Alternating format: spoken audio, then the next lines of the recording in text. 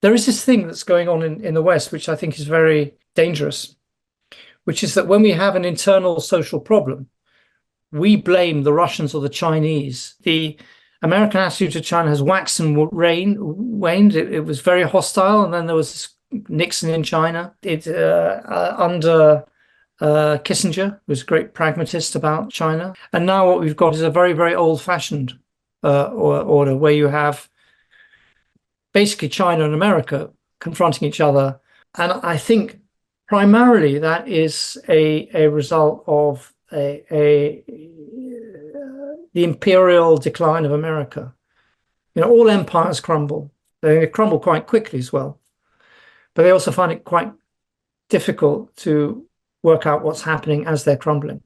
China is a rising power, and it is waiting quite patiently for that Western influence to die down. What should be happening is fundamental reassessment by the West of all world relations, and we should be building up, not destroying the UN. And there should be a specific dialogue between America and China. But the forces are pushing China and America away from each other are massive. And that really is a great sadness because we're in a historic transition. But I really do think the West is at a real inflection point at the moment, and that affects everything that happens around it. In a sense, powers like China, Iran, Russia are moving into a vacuum created by the retreat of the West.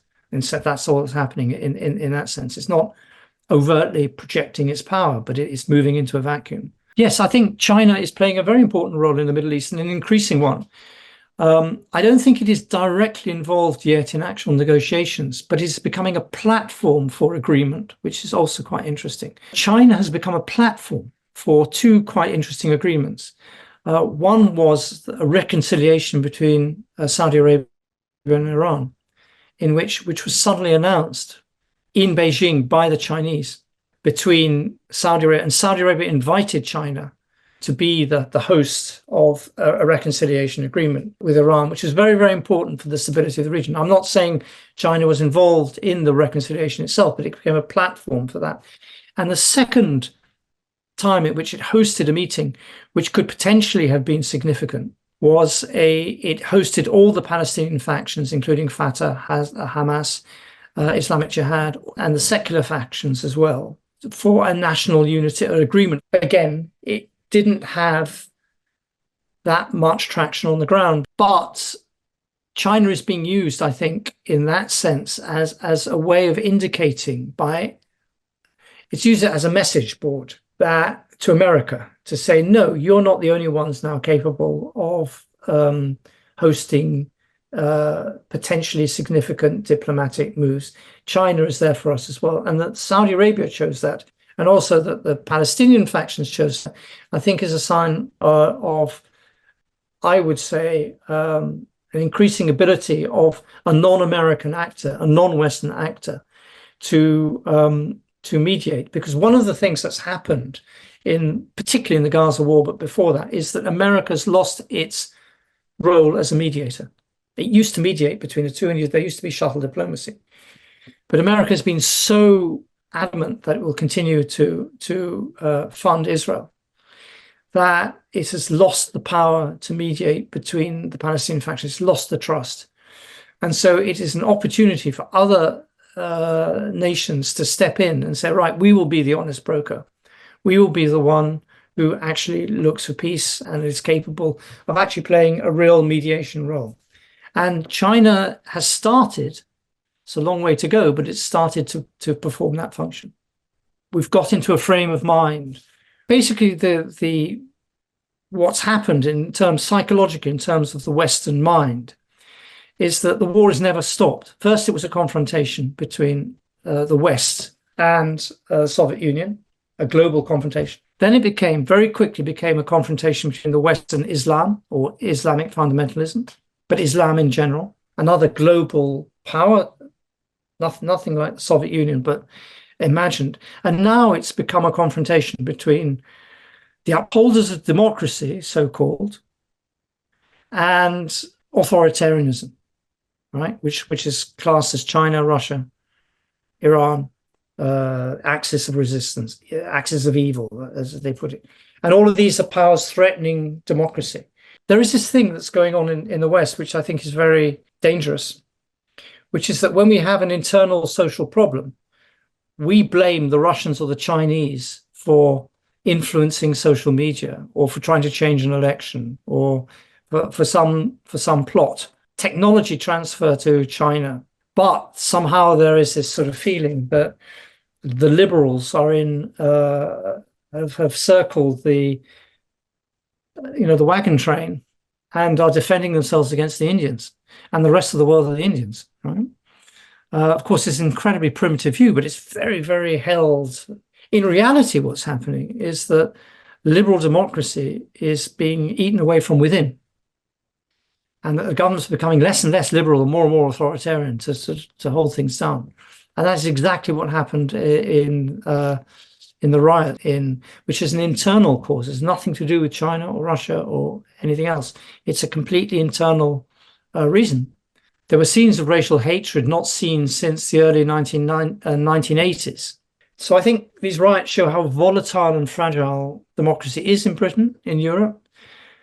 Millions of voters have lost faith in their own governments, and millions of voters lost faith in the information they get from the mainstream media.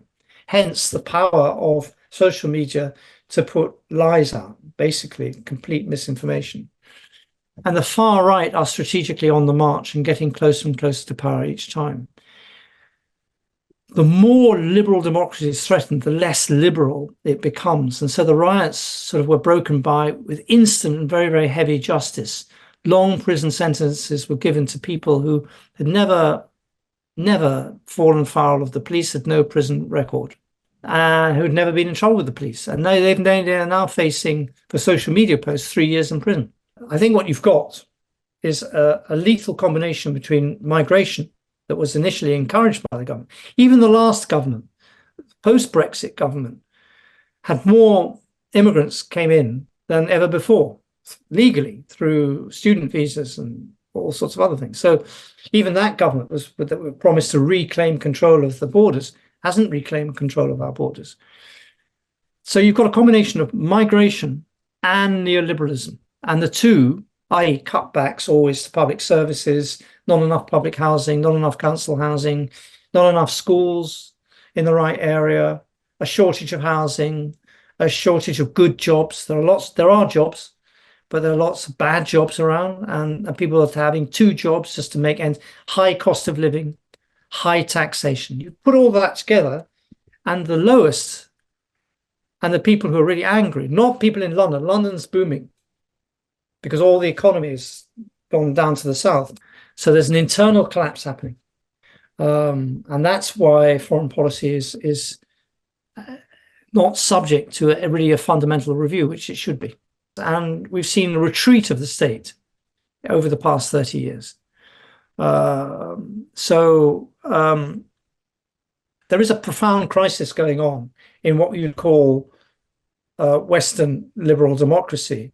And the right, the far right, which is neither particularly Western nor particularly liberal, is coming back up. So again, this may be too pessimistic, but the clearest analogy, historical analogy to where we are now is 1929, 1928.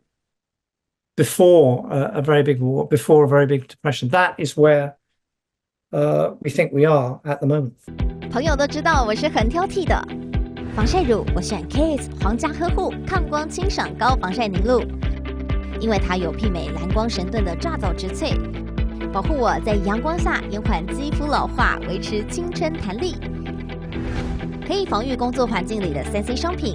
各种光源对肌肤的伤害，擦起来清爽不黏腻。我特别喜欢它做到海洋友善，365天，天天抗光抗老化，是我的保养日常。你呢？呵护您，呵护全家人，专属你的 KISS Royal Care 抗光清爽高防晒凝露。